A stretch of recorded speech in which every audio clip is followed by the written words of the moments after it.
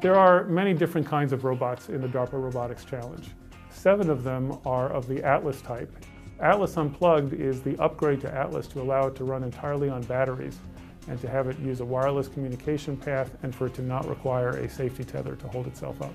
Basically, we have to cut the cord. We have to no longer rely on a safety line on the top. You can see that there's one there right now, and you're going to continue to use them during your testing. But of course, when we have the contest itself and you're getting ready for the contest, that safety line is not going to be there anymore. The new Atlas is 75% new. Only 25% of the parts that are in there are from the old Atlas. The rest of them are really used for the onboard energy storage, better energy efficiency, much more dexterity, and the robot is much quieter than it was before. It also is a little bit stronger so that it can better get off the ground in case it falls.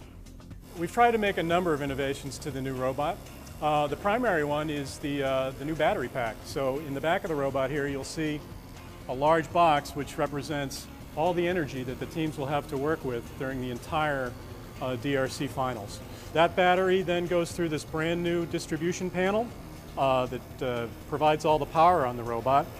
In the heart of the robot is a brand new pump. This is a very quiet pump, and we're really excited about this pump because it makes the robot a lot quieter. The teams can actually operate this robot without the need for any hearing protection. It's a variable pressure pump, so that'll allow the teams to change and decide what pressure they will use on the robot during any of the tasks of the competition.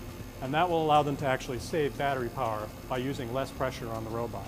Up here we'll have a set of computers, and the teams will use those to process images out of the sensor head and then command the robot to do its tasks. The arms have been repositioned on this robot. Basically the shoulders have been flipped over. You see they are now the arms come out from much lower in the robot, and this allows the users to have more workspace in front of the robot so it can see what its hands are doing. These are the older forearms, but we will have a new set of electric forearms which have a wrist degree of freedom which will allow them to turn doorknobs without having to torque the whole arm.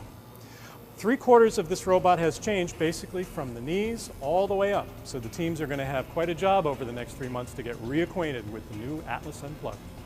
The finals are going to be very hard. They're going to be much harder than the trials were. I know none of you like that idea. But it's what we have to do in order to really bring these systems to the right level of development. We want these tests to be much more authentic, much more like real disasters. We're going to make the communication much more realistic, much more austere and difficult with long blackouts of up to a minute. The robots are going to have to do all of these tasks in sequence without any human help. There won't be any possibility for a person to intervene. And so the robots will have to perform much, much better than before. They'll have less time to do it, only an hour for the entire mission. And may the best robot win.